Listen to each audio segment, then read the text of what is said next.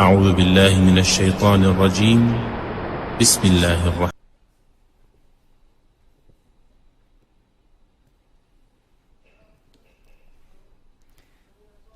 بسم الله الرحمن الرحيم. السلام عليكم ورحمة الله وبركاته.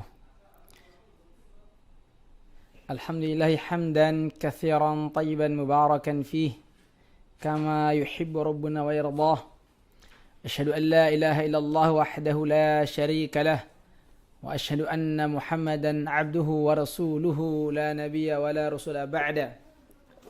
اللهم لا سهل إلا ما جعلته سهلا، وأنت تجعل الحزن إذا شئت سهلا. أيها الأحباء رحمنا رحمكم الله. إن شاء الله تعالى في هذه المساء سنستمر ما بحثنا وتكلمنا يوم الأمس عن طرائق التدريس اللغة العربية لغير ناطقين بها. ويوم الأمس وصلنا إلى المراحل الطلاب في تعلم اللغة العربية.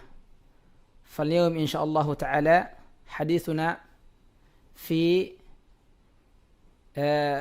طريقة التدريس step and elicit، أي نسمي بمethode step and elicit. Insyaallah pada sore hari ini kita akan membahas metode pembelajaran bahasa asing yang sudah familiar, sudah kita kenal, sudah kita dengar dengan metode step and elicit. Step artinya selangkah, langkah demi langkah atau selangkah ya. Selangkah atau langkah demi langkah ya, tetapi elicit, tetapi tuntas ya. Belajar bertahap, selangkah demi selangkah tetapi tuntas. Ini insyaallah taala akan kita bahas pada kesempatan ini. Oke, antum bisa melihat di slide antum metode step and elicit sukses berbahasa asing. Ya, khususnya di bahasa Arab di sini. Di slide yang kedua, metode step and elicit, yaitu metode pembelajaran yang disampaikan dengan tahapan-tahapan yang sistematis, terstruktur, dan dapat dipahami oleh siswa dengan menggunakan bahasa asing. Metode yang disampaikan dengan tahapan-tahapan artinya bertahap, step by step, bertahap. Tidak disampaikan secara utuh dalam satu waktu sekaligus. Ya, tidak. Tetapi secara tahapan-tahapan. Nah, tahapan ini dia punya tingkatan. Ya, kemarin mungkin pernah saya singgung, ada namanya tahapan al-mubtadi, ya, kemudian ada al-mahir, bahkan ada nanti mustawa-mustawanya. Ada mustawa yang lebih tinggi lagi, ada mustawa mu'jami, yang di atas lagi ada mustawa tahlili, ya. Ini bertingkat-tingkat sesuai dengan tingkatannya, maka itu yang perlu kita tampilkan, perlu kita sampaikan. Itu tahapan. Yang pertama tahapan lil mubtadi'in, pemula. Ya. Untuk tahap pemula ini dia juga harus sistematis, secara mengikuti sistem, ya, berdasarkan ilmu-ilmu bahasa yang sudah disampaikan oleh para ahlinya, dan juga berdasarkan pengalaman-pengalaman antum dan orang lain yang bisa antum pelajari, bisa antum ingat, bisa antum tanyakan, bisa antum rasakan, sehingga dengan ini antum bisa menampilkan metode pembelajaran yang menarik dan menyenangkan untuk murid-murid antum, ya, secara sistematis, ya. Kemudian terstruktur. Ya, terstruktur. Bahasa itu, ilmu itu kan seperti ilmu bahasa ini ada yang sifatnya struktural, ada yang non struktural. Ya, kalau bahasa yang sifatnya terstruktur atau struktural itu seperti ilmu nahwu, ilmu sharaf. Itu ilmu yang struktural.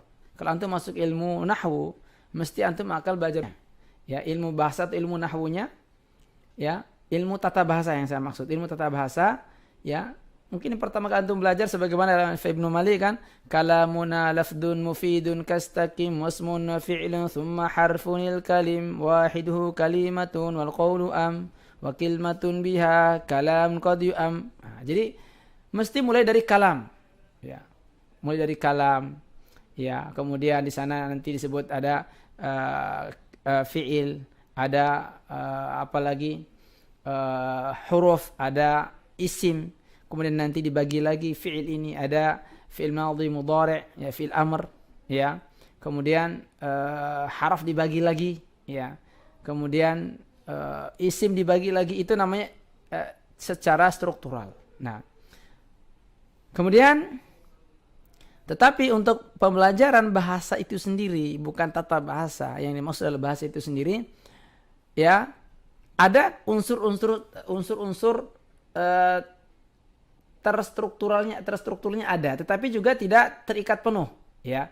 Artinya belajar bahasa itu lebih luas, lebih terbuka, tidak seperti belajar ilmu nahwu. Jadi dia lebih cenderung ke non struktural. Jadi tidak terstruktural. Belajar ya, umpama antum belajar bahasa terserah. Antum mau mulai dari mana aja gitu. Mulai dari tematik, umpama di kelas, di sekolah, di rumah, ya terserah di mana saja gitu. Jadi tidak terikat, ya. Kemudian dan dapat dipahami oleh siswa. Ya. Nah, ini intinya belajar itu bagaimana dipahami oleh siswa. Nah, al-maharat fi ta'lim al-lugha al-arabiyyah yatakawan ala 4 asya'. Al-awwal istima'. Maharatul istima' wa maharatul kalam, maharatul kitabah wa maharatul qira'ah. Nah, maharat di dalam mengajarkan bahasa Arab ini, maharat bahasa Arab ini ada 4. Maharatul istima'. Maharatul istima' itu adalah bagaimana anak ini memiliki kemahiran di dalam mendengarkan kalimat yang diucapkan. Ya, ini kalimat ini nanti akan terus berulang ya, yang didengarkan oleh dia, sehingga antara suara dengan kupingnya itu terjadi ada hubungan yang kuat, ya. Disebutkan saja kalimat itu dari jauh, ya, selama dia bisa mendengarkannya atau diucapkan dengan tempo yang begitu cepat, itu dia sudah paham. Ya, karena antara kalimat itu, antara yang didengarkan dan pendengaran dia itu sudah terjadi ada hubungan, namanya kita sebut al-madkhul udhuni. Jadi fungsi pendengaran itu sudah terkonek dengan kalimat itu. Nah, ini al-istima'. Nah, al-istima' ini kunci awal untuk belajar bahasa. Makanya namanya stimulus pendengaran. Ya, stimulus pendengaran. Wallahu akhrajakum min butuni ummatikum la ta'lamu syai'an wa ja'alakum sam'a. Pendengaran dulu Allah sebutkan. Jadi pendengaran ini, ilmu modern pun mengakui bahwa ada stimulus pendengaran seperti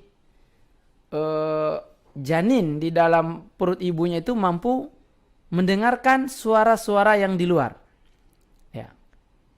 Ketika di janin, makanya ada respon di sana di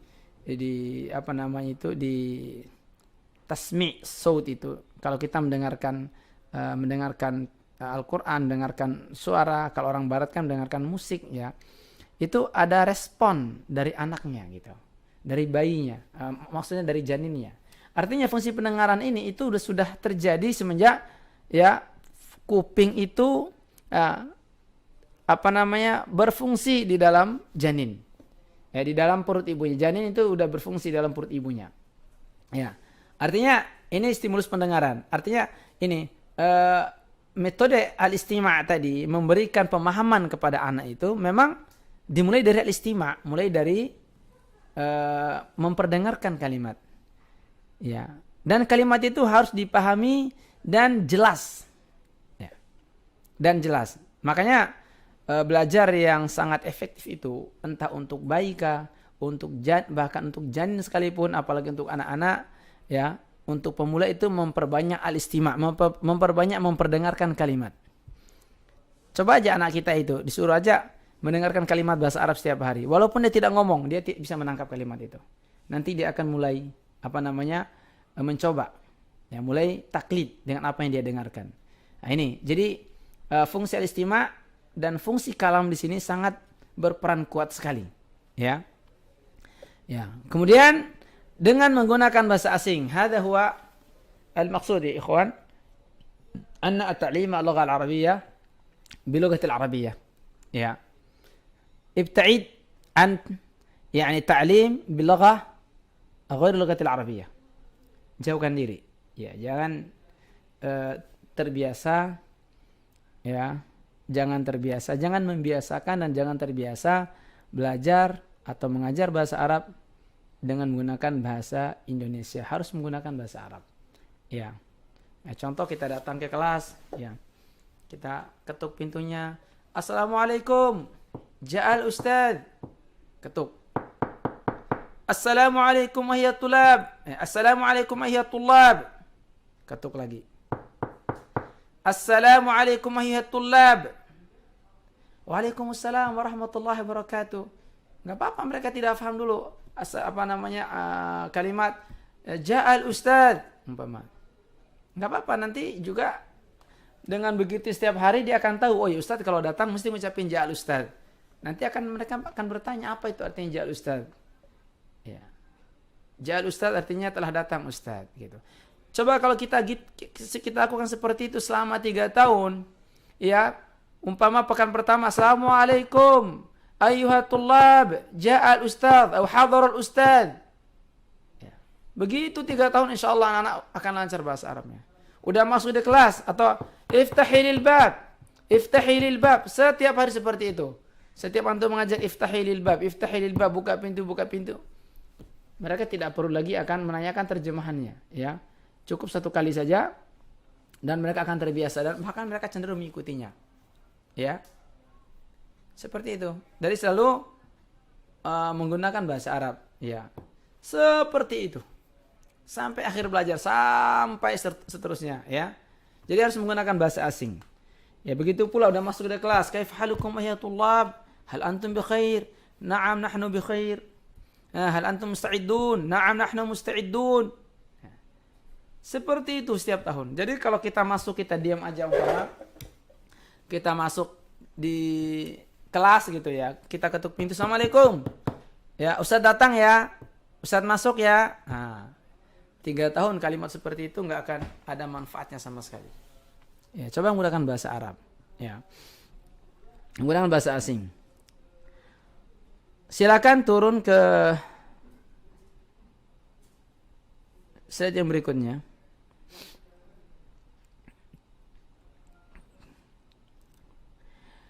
Lingkungan belajar bahasa asing. Ya, kalau diurutkan lingkungan, tipe lingkungan di dalam belajar bahasa asing ini, yang pertama tinggal di negara penutur asli.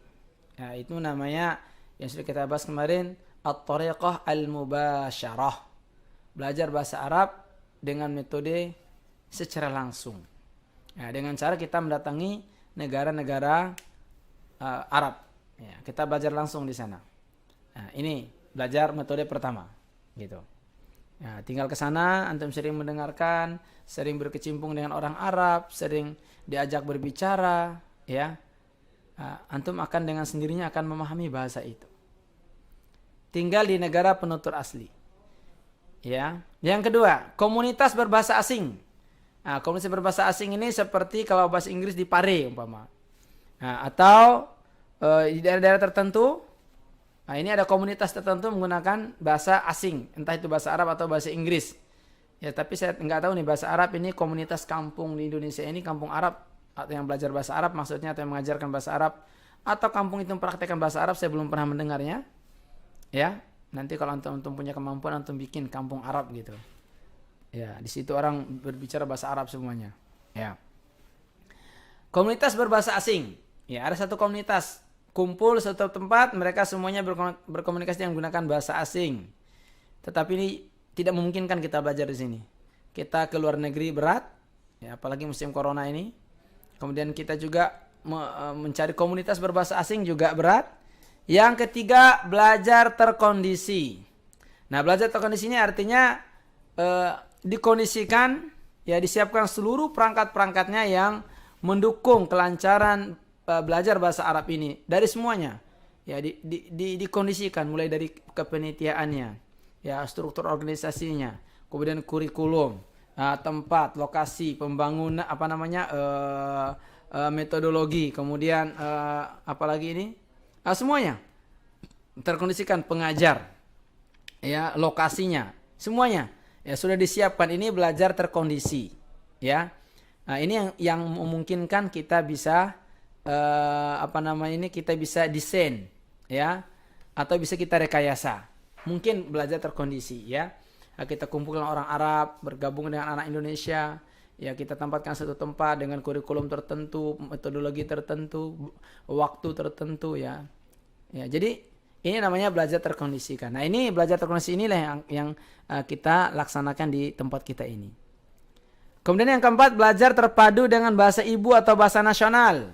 Yang keempat ini belajar bahasa Arab tetapi menggunakan bahasa ibu, atau bahasa Inggris menggunakan bahasa ibu, tentunya tidak efektif. Ya, tidak efektif. Ya, sangat kecil sekali persentasenya keberhasilan kalau kita mengajarkan bahasa asing dan menggunakan bahasa ibu. Sangat kecil sekali persentasenya ketika kita mengajarkan bahasa Arab dengan menggunakan bahasa Indonesia. Ya kan kebayang. Anak-anak, contoh, buka buku ya. Buka buku halaman 1. Ya. Sudah belum? Yang belum siapa? Dibuka ya. Ya, oke, sama-sama. Ustadz akan membacakan, kalian mendengarkan dan mengikutinya. Ad-darsul awal. Ad-darsul awal, kata murid. Pelajaran pertama. Nggak efektif. Tidak efektif. Kapan anak-anak atau peserta akan bisa berbahasa kalau seperti itu? Ya. Itu metode atau cara belajar bahasa yang kurang efektif, ya. Seharusnya kan datang, assalamualaikum, iftahu al-kitab, iftahul kitab, iftahil kitab, suruh satu-satu, iftahil kitab, iftahu kutubakum, buka buku kalian, ya. Mas safha ya ustaz, safha al-ula, gitu, as-safha al-ula, halaman pertama, gitu. Jadi seperti itu, ya. Khalas, fatahtum, fatahna, ya, jadi komunikasinya jangan menggunakan bahasa Arab, ya, biar lebih efektif. Kalau begitu setiap hari tidak perlu lagi antum mengucapkan buka kitabnya anak-anak, udah tahu mereka iftahu kutubakum, mereka sudah paham. Tetapi kebayang kalau kita selalu menggunakan bahasa Indonesia, gitu, buka buku kalian, gitu. Nah, ini tidak efektif, ya. Kemudian ini metode yang keempat tidak kita gunakan, kita tinggalkan. Ya. Mempelajari bahasa ada 2 cara. Learn the language. Ya. Mempelajari ilmu bahasa dan menjadikan seseorang memiliki bahasa yang terstruktur serta penuturnya terikat dengan kaidah formal sebuah bahasa. Nah, ini belajar ilmu bahasa dulu, dimulai dengan nahwu, ya. Ini belajar yang pertama, metode yang pertama. Metode yang kedua, learn how to use the language. Belajar bahasa itu sendiri. Belajar penggunaan bahasa itu sendiri, yaitu pengguna bahasa berdasarkan suapan pengajar dan berdasarkan alur lingkungan. Ya. Yang mana kita pakai? Kedua-duanya kita pakai. Kita juga belajar atau mengajarkan ilmu bahasa, tetapi juga kita mengajarkan penggunaan bahasa itu sendiri. Ya. Tapi untuk marhalah al-mubtadi'in itu tidak mungkin kita menggunakan metode yang pertama, ya, belajar ilmu bahasa. Nah, ini banyak kejadian di Indonesia. Kenapa orang Indonesia ini, ya, banyak di antara kita menganggap bahwa bahasa Arab itu sulit. Saya nggak tahu kalau bahasa Inggris, ya. Tetapi banyak menganggap bahasa Arab itu sulit, Ustaz. Ya, sulit. Apanya yang sulit? Gitu. Ternyata sulitnya bahasa Arab itu karena dalam pandangan mereka itu karena ilmu bahasa Arab itu terikat dengan grammarnya, dengan nahwu atau sarafnya. Nah, gini Ustaz, soalnya di sana ada ka, ada ki-nya, ada kum, ada kunnanya, ada nanya, gitu. Jadi susah Ustaz. Ngomong sama perempuan beda, ngomong sama laki-laki beda. Kalau ngomongnya satu orang beda dengan yang dua orang dengan 3 orang juga beda. Ya. Makanya susah. Nah, ini Karena dia sudah berpikir tentang ilmu bahasa. Ya, kalau orang belajar bahasa Arab atau mengajarkan bahasa Arab, itu dimulai dari ilmu bahasa, sama saja dia telah membunuh minat dan kemampuan anak itu. Nah, kadang-kadang kita menjadi guru nggak sadar. Kadang-kadang kita menjadi guru itu guru yang membunuh minat dan kemampuan anak. Ya. Sehingga mereka mengira bahasa Arab itu sulit. Nah, ketika mereka merasa sulit, mereka tidak mau belajar. Nah, jadi beban. Nah, anak-anak tidak sanggup dari beban itu. Ya udah nggak usah dipelajari, uang sulit gitu kan. Nah, karena dari awal sudah salah di-setel oleh gurunya. Diajarkan dulu ilmu kaidah bahasa. Ya, tidak mungkin gitu. Ya. Harus dimulai dari belajar menggunakan bahasa itu sendiri. Assalamualaikum. Waalaikumsalam. Kaifa haluk? Bi khairin alhamdulillah. Khalas. Sudah tahu dia cara bertanya kabar dan menjawabnya. Dia pulang. Besok lagi. Assalamualaikum. Waalaikumsalam. Ahlan wa sahlan. Ahlan bika. Khalas. Dia bisa hari ini ahlan wa sahlan. Ahlan bika. Besok lagi. Assalamualaikum. Waalaikumsalam. Warahmatullahi wabarakatuh. Masmuka. Ismi Abdul Sabur. Wa masmuka anta. Ismi Abdullah. Khalas. Itu aja terus diulangi. Dia udah bisa bertanya tentang nama dan menjawabnya. Besok lagi, min aina anta? Ana min Jakarta. Wa min aina anta? Ana min Lombok umpama. Ya. Itu dia udah bisa gitu. Tetapi kebayang kalau kita mulai ya, ketika marhalah pertama, oke, kita mulai masmuka isim kaf ini ya dhamir. Ya. Dhamir mukhatab. Jadi ka itu takdiru anta, maksudnya adalah kamu. Anta itu kamu laki-laki. Masmuka. Ya, kalau perempuan masmuki. Ma itu ma apa di sini? Ma itu banyak jenisnya. Ada ma nafi, ada ma apa namanya asma istifham, ada dijelasin semua. Nah, kalau begini orang belajar ya stres dari awal udah stres gitu. Nah, gitu. Nanti ditambah lagi i'rabnya. Ma itu. Ini mu'rab apa mabni umpama. Ya, ini mu'rab apa mabni. Kemudian kalau mabni ala apa ini? Alal fathi atau mabni ala sukun. Kemudian ismu itu apa? Sebagai apa dia? Ka sebagai apa? Ya, nanti anak-anak udah bingung duluan. Gitu. Nah, akhirnya anak-anak nggak bisa. Stres anak-anaknya. Ketika anak-anaknya stres karena nggak bisa, gurunya stres juga karena anak-anaknya nggak bisa-bisa gitu. Nah, ketika muridnya stres, gurunya stres, akhirnya murid dan guru lomba-lomba stres. Nah, itu. Karena dimulai dari bahasa. Banyak saya dengar itu banyak metode di tempat kita ini, di negeri kita ini, belajar bahasa Arab mulai dulu dari fi'il. Fa'ala, fa'alu, fa'alat, fa'alta, fa'alna, fa'altuma, fa'altum. Itu dihafal dulu. Fa'ala yaf'ulu, fa'alan, maf'alan, fa'alun, dzaka maf'ulun. Gitu terus. Waf'ulata, fa'alun, maf'alun, mif'alun. Fa'ala yaf'ilu, fa'ala yaf'alu, fa'ala yaf'ulu, fa'ala yaf'ilu. Gitu. Fa'ala yufa'ilu, fa'alatan, fa'ala yufa'ilu taf'ilan. Ya. Dan seterusnya. Istaf'ala, istafilu, istif'alan. Ya, itu diajarin dulu begitu. Ilmu bahasa dulu. Ini jadi berat. Gitu. Padahal yang pertama kali adalah bagaimana kita belajar menggunakan bahasa ya, terutama berdasarkan suapan gurunya, suapan pengajarnya. Maka pengajar ini harus benar-benar disiapkan. Ya, dia harus matang dari sisi keilmuan atau abstraksinya, matang dari sisi metodologinya, ya, matang dari sisi psikologi dan sikapnya, ya. Jadi dia harus benar-benar matang ketika dia menjadi seorang guru. Kemudian di sini lebih khusus guru bahasa Arab, ya, dan dia bisa menciptakan alur lingkungan yang baik, yang bagus, yang cocok sesuai ya dengan bahasa Arab, umpama dia guru bahasa Arab. Jadi seperti itu. Ya, harus menggunakan dulu bahasa yang penggunaan bahasa. Slide yang berikutnya. Sistematika tampilan bahasa yang diajarkan kepada siswa. 1. Dahulukan bahasa yang lebih banyak digunakan dalam berkomunikasi. Namanya al-ibaratut tawasuliyah. Atau al-mufradatut sya'i'ah, al-kalimat asya'i'ah. Itu yang harus sering digunakan, ditampilkan ke anak-anak. Ya.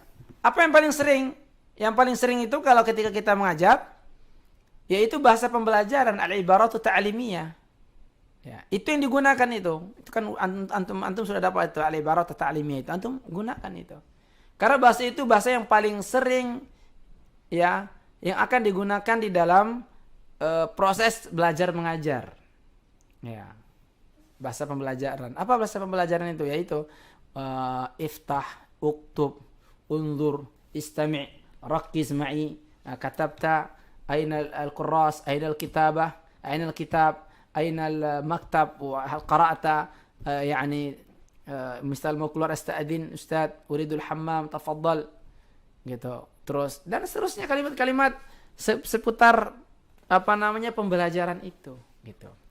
Hal katabta la lam aktub atau ma katab aina alwajibat aina alwajib la ma hamaltuhu limadha lam tahmilu limadha lam tahmiluhu nasitu fil bait limadha nasit. Itu kalimat-kalimat yang digunakan sekitar proses KBM. Dia harus menggunakan metodologi bahasa pembelajaran itu. Jangan ditinggalkan. Semuanya ya 100% harus menggunakan bahasa pembelajaran, ya. Dan itu bahasa yang paling banyak kita gunakan untuk berkomunikasi dengan anak-anak, gitu. Ya. Istaykil, la tanam, tawadda, ukhruj wa tawadda. Gitu. Dan seterusnya, ya. Kemudian yang kedua, urutkan pengajaran dari bahasa yang lebih sering muncul dan digunakan, umpama antara al-bait dan manzil. Mungkin sering digunakan bait, gunakan bait dulu, baru itu manzil, ya, baru itu dar, rumah, ya, seperti itu, ya. Atau bahasa-bahasa yang lebih dulu kita gunakan yang ada ini. Kalau di dalam proses KBM kan paling banyak digunakan kitab, qalam, aina qalamuk, aina kitabuk, aina daftar, aina al-kurrasah, aina al-madah, al-mistarah, aina al-mimsahah, dan seterusnya dan seterusnya. Ya, jadi bahasa-bahasa yang sering digunakan di dalam kelas. Ya. Atau ketika di luar sekitar lapangan, ainal mal'ab, oh masya Allah al-mal'ab wasi' wa nadhif, ya, oh al-bawwaba kabira, dan seterusnya dan seterusnya. Ya. Jadi itu. Yang ketiga, memulai dari yang paling mudah sampai tingkatan sulit dan sangat sulit. Ya. Tentunya ini tahapan-tahapan tadi ya. Tahapannya itu mulai dari yang paling mudah, tingkatan yang agak sulit, sulit dan sulit sekali. Ya, banyak. Ya, apalagi bahasa Arab ini yang kosakatanya jutaan ya. Dia punya tingkatan, apalagi kalau kita mendengarkan syair-syairnya orang Arab itu, syairnya Asy-Syauqi, Lutfi Manfaluti, itu berat kita pahami. Apalagi udah syair-syair jahili atau syair-syair abad-abad pertengahan, ya, atau abad-abad awal gitu. Ya, syair-syair yang sangat berat sekali itu kalau kita tidak benar-benar mempelajarinya. Berat sekali untuk kita pahami kalau kita tidak melihat syarahnya. Tentunya seperti beda dengan bahasa, sekedar bahasa untuk berkomunikasi. Ketiga, kategori bahasa. Ada bahasa pembelajaran, 1 bahasa pembelajaran, 2 bahasa kurikulum, 3 bahasa pergaulan. Apa yang dimaksud dengan bahasa pembelajaran? Bahasa pembelajaran adalah al-ibaratu ta'limiyah al-mustakhdama fi asna'i ta'lim. Ay fi ta'lim. Bahasa pembelajaran itu bahasa yang selalu digunakan ketika proses KBM. Fahadil ibarat musta'mala atau mustakhdima fi at-ta'lim al-lugha al-arabiyyah. Inilah bahasa yang selalu dipakai itu. Ya, kita udah bikin muqarrar khusus itu untuk itu. Antum tinggal ngikutin saja. Bahasa pembelajaran, ya. Nah, ini semua guru harus paham cara menggunakan bahasa pembelajaran, mana yang didahulukan terdahulu, ya, kemudian mana yang yang diakhirkan, ya, berapa porsinya dalam satu hari, satu kali pertemuan, gitu. Itu harus ada target, gitu. Itulah dibikin muqarrarnya bahasa pembelajaran. Ya, bahasa atau ungkapan-ungkapan yang sering digunakan ketika proses KBM, ya, belajar mengajar. Yang kedua, bahasa kurikulum. Bahasa kurikulum itu yang dimaksud adalah bahasa yang terdapat dalam kitab, di dalam buku, ya, atau yang kita sebut dengan kurikulum. Nah, ini bahasa kurikulum. Nah, ketika kita mengajar, kita padukan antara bahasa pembelajaran dan bahasa kurikulum. Kita padukan. Kita gunakan bahasa pembelajaran, juga kita gunakan bahasa kurikulum. Ya, bahasa kurikulum umpama belajar satu pelajaran tertentu di dalamnya terdapat tentang pelajaran bahasa Arab. Nah, ini satu tetap kita ajarkan. Yang satu lagi bahasa pengantarnya, bahasa Arabnya juga tetap kita praktekkan, kita gunakan. Sehingga sinkron antara bahasa kurikulum dan bahasa pembelajaran. Nah, terakhir ada yang ketiga, itu bahasa pergaulan. Bahasa pergaulan ini bahasa yang digunakan, namanya al-ibaratul yaumiyat, bahasa hari-hari. Ya, atau bahasa harian yang selalu digunakan setiap hari. Ini ya bahasa sekitar di kamar mandi, di kantor, di kelas, di asrama, kemudian di tempat kerja, di apalagi ini, lapangan, tempat bermain, ya, di rumah, di toko, pasar, ya, di apalagi motor, almina, dan seterusnya dan seterusnya. Nah, itu bahasa pergaulan, ya. Nah, digabung ketiga bahasa ini, bahasa pembelajaran, bahasa kurikulum, bahasa pergaulan, itu menjadi satu. Itu sangat efektif sekali untuk anak-anak ketika kita mengajarkan bahasa Arab.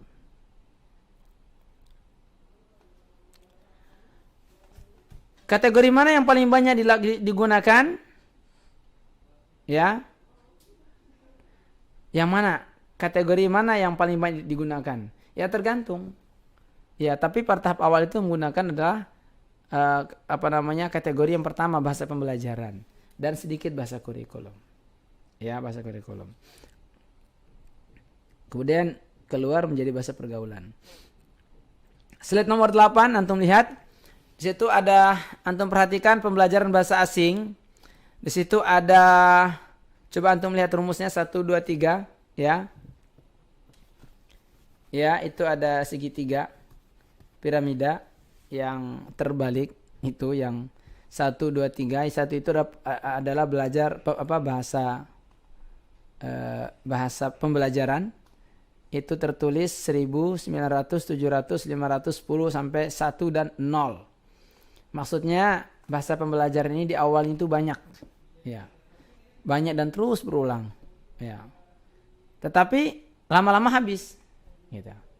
Kalau anak sudah tahu, uktub, ikra, unzur, karrir, raddid, ya, ta'ala ma'i, syarik ma'i, intabih, ya, asta'adni il hammam, tafaddal ijlis julusan muaddaban, ainal qalam, ainal kurrasa, jadi terbatas dia. Memang banyak di awal, tapi di akhirnya juga makin mengkerucut, mengecil, ya. Ya, lama-lama habis bahasanya. Yang kedua, bahasa kurikulum. Bahasa kurikulum itu sifatnya di awal sedikit-sedikit saja. Dikit, ya. Tetapi dia tidak terbatas. Ya, dia akan terus berkembang. Mungkin dari awal dia akan belajar al-arabiyyatu baina yadaik. Habis al-arabiyyatu baina yadaik, dia masuk ke at-tashil fi ilmi nahwi. Nah, kemudian dia naik lagi ke Alfiyah Ibnu Malik syarah Ibnu Aqil, dia naik lagi syarah Ibnu Hisham, dia naik lagi gitu. Dan tidak akan pernah habis. Ya. Kemudian begitu juga dengan komus, mungkin dimulai dari komus Indonesia itu yang kecil, yang tipis, naik lagi menjadi komus yang lebih naik, umpama komus Profesor Dr. Muhammad Yunus, ya, naik lagi komus Munawwir, naik lagi Mu'jamul Wasit, As-Saham, dan seterusnya sampai Lisanul Arab, nah gitu. Kemudian yang ketiga, bahasa pergaulan sama seperti bahasa pembelajaran, di awal-awalnya banyak, lama-lama habis, ya. Perhatikan slide nomor 9. Master learning. Pelajaran yang tuntas, ya, pembelajaran yang tuntas. Ya, seorang guru yang mahir itu dia mampu menimbang, ya, keseimbangan antara TK dan TS. TK itu artinya target kurikulum. Ya, target kurikulum dan target serap anak. Makanya ada namanya analisa, ya, target serap. Itu harus punya. Ya, guru harus bisa menganalisa target. Oh ya, ini anak-anak ini rata-rata dia mulai dari yang level high, middle sampai yang bawah itu low kok. Oh iya, ternyata di kelas ini ada 3 tipe siswa. Ternyata kalau saya sampaikan 10, yang dapat dicerna oleh yang pintar itu 8. Yang tengah-tengah itu 5. Yang pemula banget itu 2. Oh, berarti saya tidak boleh dong mengajarkan 10. Saya harus mengajarkan 8 saja. Ya. 8 saja. Kemudian dengan catatan ya yang saya lebih tajamkan adalah yang 5 dan 2 tadi karena mereka adalah pemula. Nah, atau dipisahkan siswanya sehingga mereka berada pada level yang sama. Itu yang paling bagus. Ya. Jadi pelevelan yang paling bagus gitu. Ya, bukan sistem balok dan itu sistemnya kita. Sistem level. Kemudian dia harus bisa mengukur, mengevaluasi ya keseimbangan antara target serap dengan target kurikulum. Sehingga yang ditargetkan itu umpama 10 kalimat dalam satu pekan, anak-anak bisa dapat 10 juga kalimat, bisa menghafal, bisa menggunakan kosakata tersebut, maka berarti target serap ini logatnya orang timur ini ya. Target serapnya ya dan target kurikulumnya berimbang. Nah, itu yang bagus. Nah, ini antum harus bisa menganalisa itu.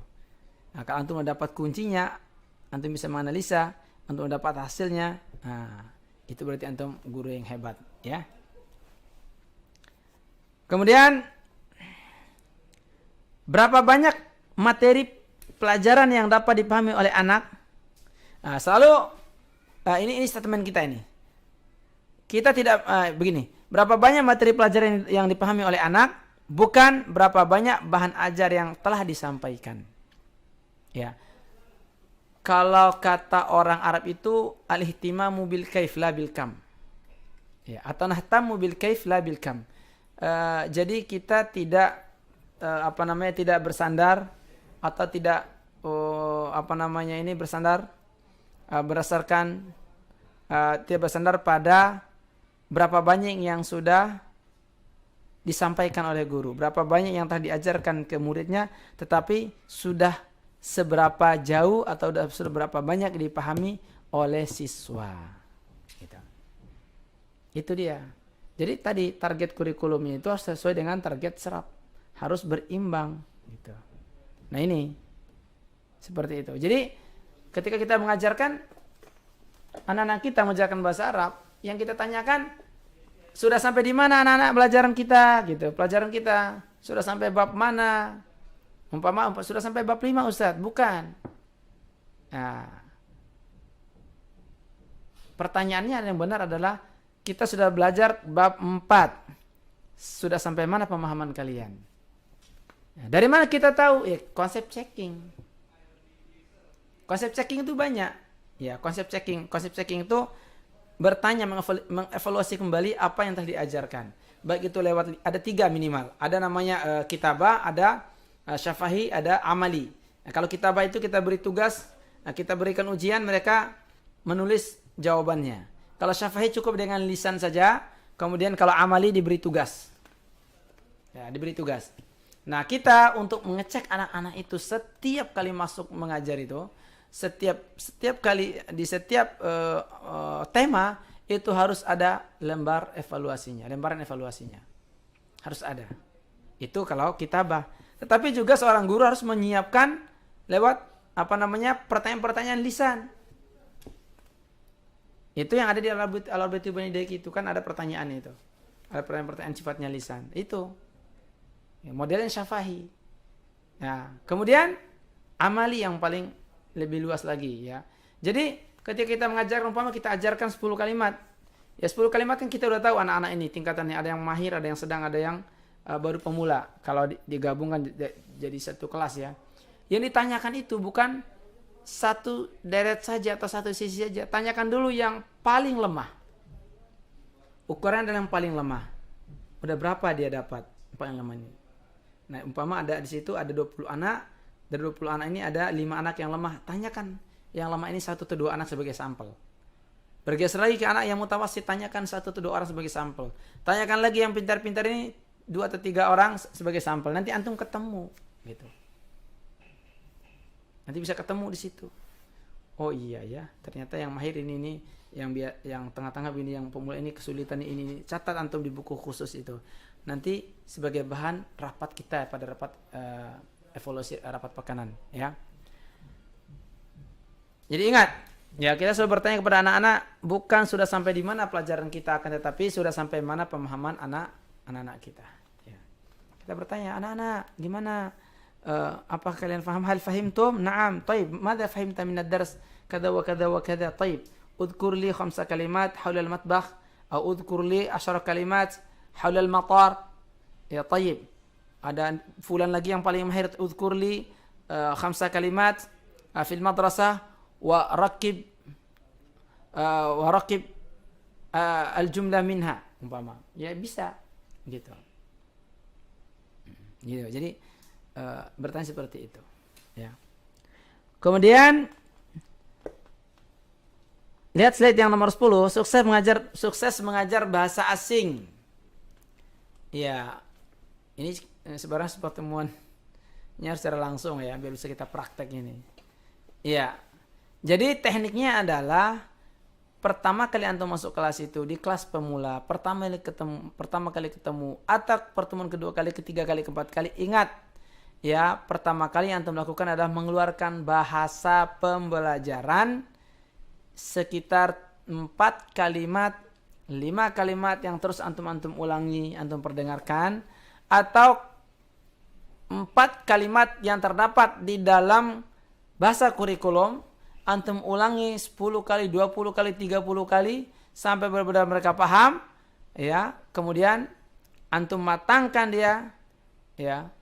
Kalau pertama kali kan masih gelap dia. Ini sebenarnya harus ketemu langsung. Ini saya kesulitan menyampaikan caranya kalau lewat online seperti ini, ya. Nah, bagaimana caranya kita mengajarkan pertama kali kalimat kepada anak-anak yang nggak ngerti bahasa Arab, ya. Kan pertama kali mendengar dia akan bingung gitu. Ya, ya sama seperti antum yang apa ini, yang sedang menyaksikan ini. Kalau saya tanya umpama pakai bahasa, ya, bahasa umpama saya tanya, apa buat? Saya bilang gitu. Antum, saya yakin itu antum nggak ngerti itu. Ya, Mustafa, apa buat? Apa buat? Nah, nggak ngerti kan? Nah, gelap buat antum. Saya ulangi lagi, apa buatmu? Nah, itu masih gelap antum berarti. Nah, apa buatmu? Coba, apa buatmu? Ikutin. Apa buatmu? Apa buatmu? Yang penting antum bisa mengucapkan dulu, bukan makna. Coba, apa buatmu? Buatmu. Apa buatmu? Lagi. Ya. Ya. Ya. Ya. Apa buatmu? Ampuh lagi. Ampuh. Nah, yang penting bisa ngucapin dulu. Artinya mana nanti belakangan. Ya. Apa buatmu? Artinya kamu lagi ngapain? Nah, apa kabar? Nah, apa rungan? Apa buat kalau ngapain? Umpama antum bilang duduk, umpama jawabannya apa buatmu tadi apa? Apa pekerja? Kamu lagi ngapain?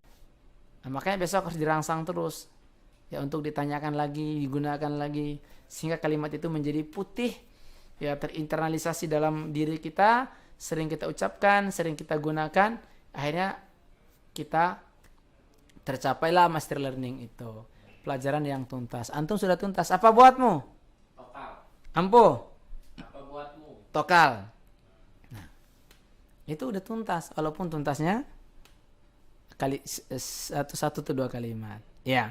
Begitu terus besok lusanya antum ulangi. Ingat di slide nomor 13 lakukan pola 3 TFK terprogram. Antum sudah punya program, udah punya muqarrarnya. Ya, bahasa pembelajaran tinggal antum gunakan, terukur, jangan digunakan semua. 1 kali pertemuan 3 atau 2 kata, 4 kata. Totalitas, jangan bergeser kata-kata yang lain itu. Total di situ dulu. Fokus juga di situ ya. Kemudian konsisten. Besoknya juga lakukan yang sama. Jangan antum ngajar bahasa Arab ketika di supervisi aja menggunakan bahasa Arab. Ya, setelah tidak di supervisi kembali ke bahasa Indonesia. Ya. Insyaallah kalau seperti itu insyaallah antum akan menjadi guru yang sukses, ya. Jadi ya itu. Jadi itu belajar bahasa Arab bagi pemula atau mengajarkan bahasa Arab bagi pemula itu memang harus benar-benar dimulai dari sesuatu yang paling mudah, paling ringan, ya. Jangan kita memberatkan siswa kita dengan materi-materi yang berat sehingga mereka bosan untuk belajar, ya. Kemudian ini terakhir 12 langkah dalam mengajarkan bahasa Arab. Pertama, guru membaca dengan suara yang jelas menjadi contoh. Guru membaca dengan suara yang jelas. Ya, al-mudarris yaqra bisautin wadihin. Ya, atau dia benar-benar memperdengarkan muridnya dengan suara yang jelas. Ya, sehingga anak-anak bisa mengikuti pola suara itu. Sesuai dengan makhrajnya, ya, sesuai dengan maknanya, panjang pendeknya, begitu bahasa Arab, ya. Kalau so ya so, ya. Kalau sin ya sin, gitu. Ya, kalau zai ya zai, bukan ja, ya. Jadi berbeda, ya. Karena kalau berbeda makhraj, beda pula maknanya, beda panjang, beda pula maknanya. Kemudian yang kedua, menggunakan uslub hiwar atau tanya jawab. Ini yang paling efektif. Seperti tadi saya tanyakan ke Mustafa, itu metode hiwar atau tanya jawab. Yang ketiga, memberikan kesempatan kepada anak untuk mengucapkan, membaca dan menulis. Ingat, itahatul waqt.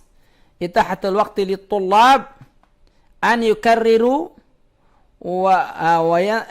an yukarriru, untuk mengulanginya, ya. Kemudian wa yatakallamu wa yaqra'u wa yaktub. Antum bisa lihat ke poin nomor 3. Memberikan kesempatan kepada anak untuk mengucapkan, mendengarkan dulu, mengucapkan, membaca dan menulis. Ya. Yang keempat, memberikan waktu khusus untuk menulis. Harus. Ya.